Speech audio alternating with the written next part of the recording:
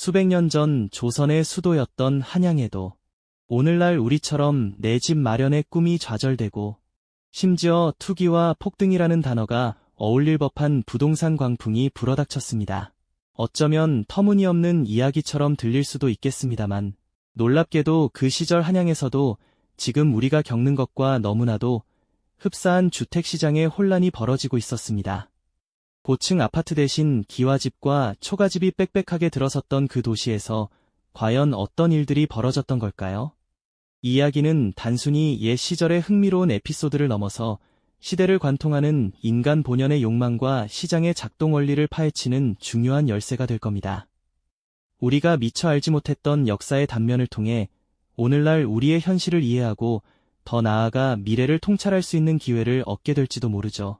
자, 그럼 시간을 거슬러 조선 후기 한양의 번화했던 거리로 함께 떠나볼까요? 그곳에서 시작된 부동산 열풍의 기원과 그 속에서 살아 숨쉬던 사람들의 이야기를 지금부터 들려드리겠습니다. 조선 후기로 접어들면서 한양은 그야말로 역동적인 변화의 물결 속에 있었습니다. 백성들의 삶의 터전이자 나라의 심장부였던 이곳은 상업이 눈부시게 발달하며 활력을 더해갔죠. 전국 각지에서 모여든 상인들과 백성들로 유기전거리는 발 디딜 틈 없이 북적였고 새로운 물건들이 쏟아져 들어오며 도시는 나날이 번성했습니다.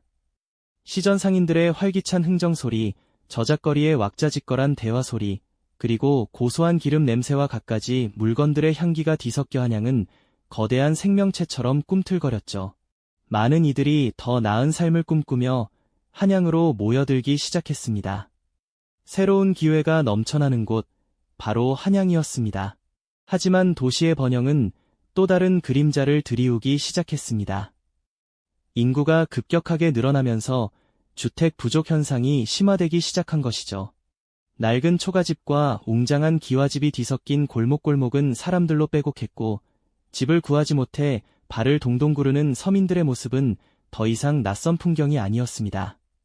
한양은 이제 단순한 주거 공간을 넘어 욕망의 씨앗이 움트기 시작하는 곳이 되어가고 있었습니다.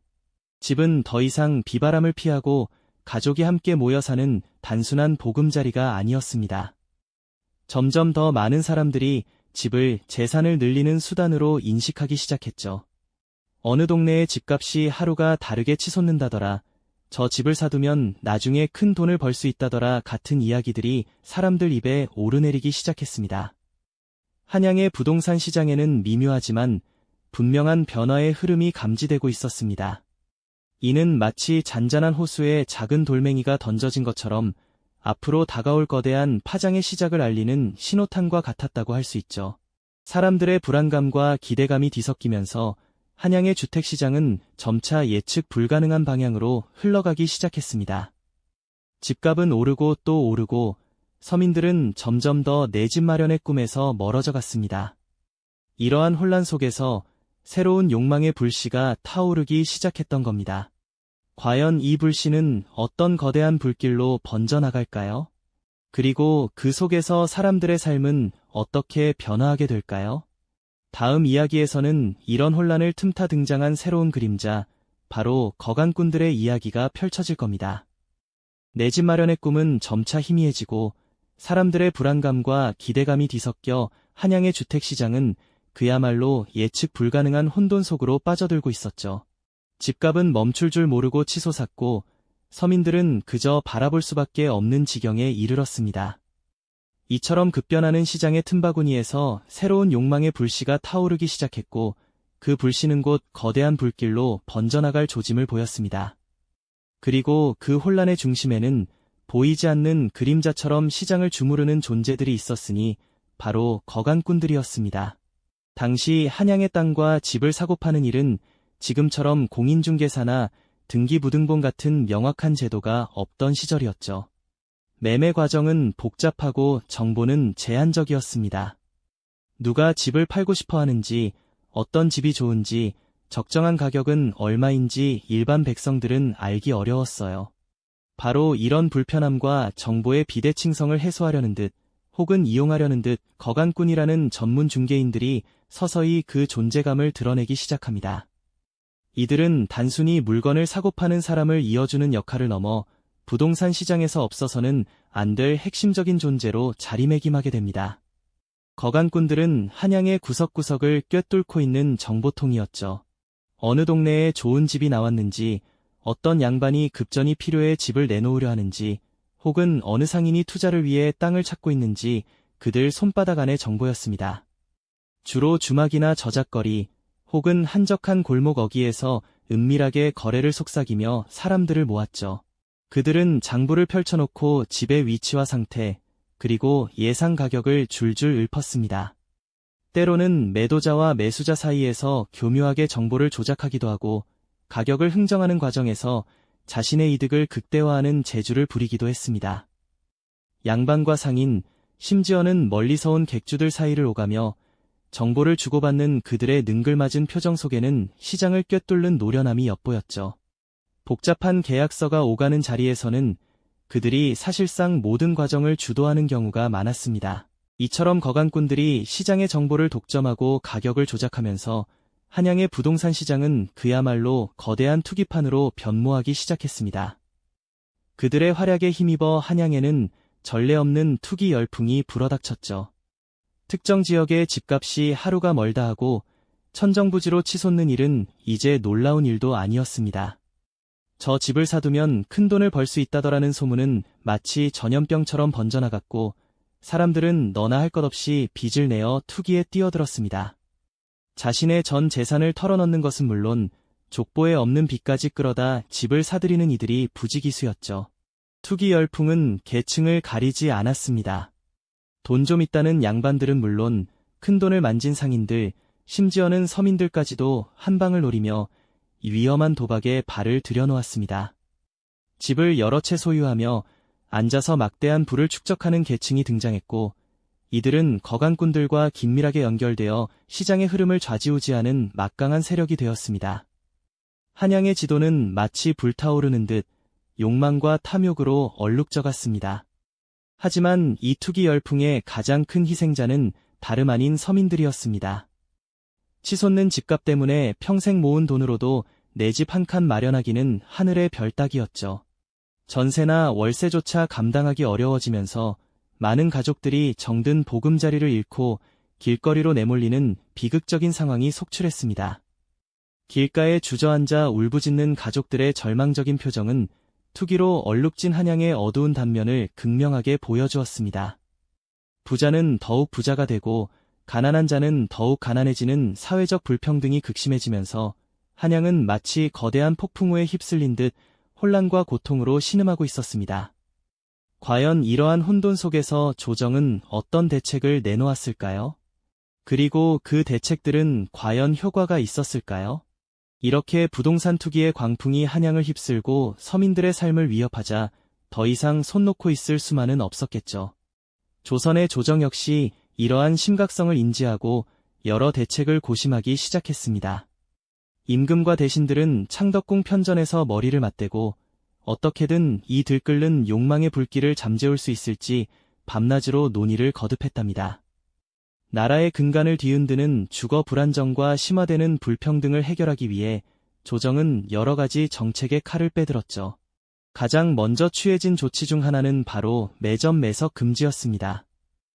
특정 주택이나 토지를 대량으로 사들여 시장 가격을 인위적으로 올리는 행위를 엄격히 금지하겠다는 선언이었죠.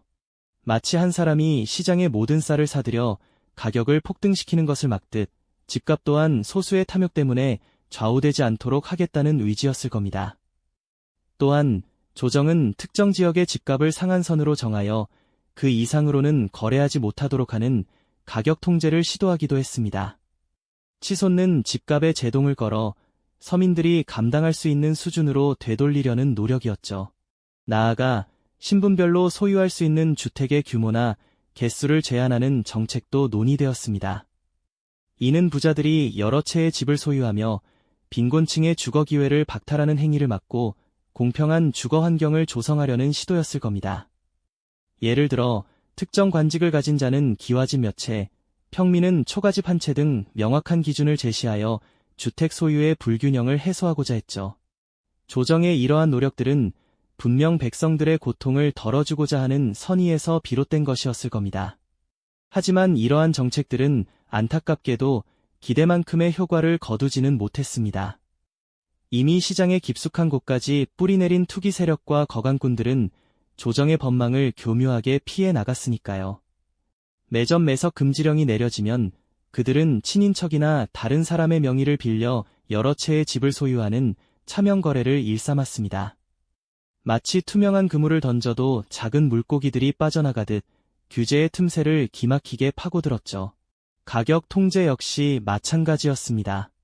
공식적인 거래 가격은 낮게 신고하되 실제로는 은밀하게 웃돈을 주고받는 이중 계약이 성행했습니다.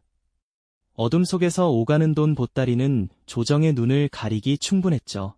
신분별 주택 소유 제한 또한 마찬가지였습니다. 명의만 다를 뿐 실질적인 소유권은 여전히 투기 세력에게 있었고 이들은 여전히 시장을 쥐락펴락하며 부를 축적해 나갔습니다. 조정의 관리들은 이러한 음성적인 거래들을 일일이 적발하기가 거의 불가능에 가까웠습니다. 넓은 한양의 모든 거래를 감시한다는 것은 애초에 무리였을 테니까요.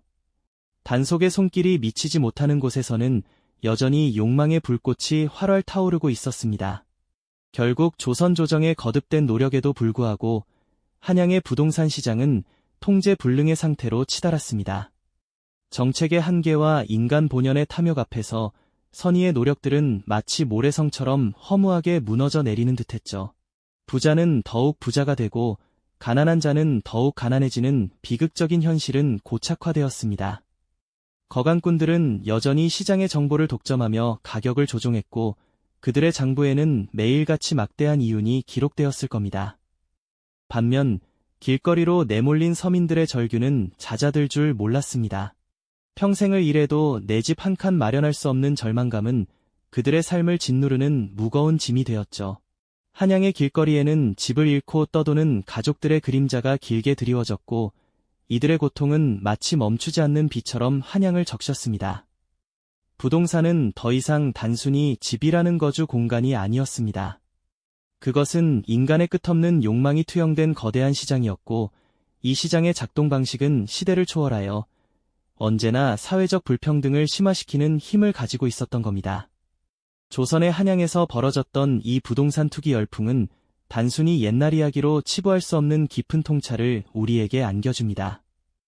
인간의 본질적인 욕망과 이익 추구는 시대를 불문하고 언제나 시장을 교란하고 사회적 불평등을 심화시킬 수 있다는 뼈아픈 진실을 말이죠.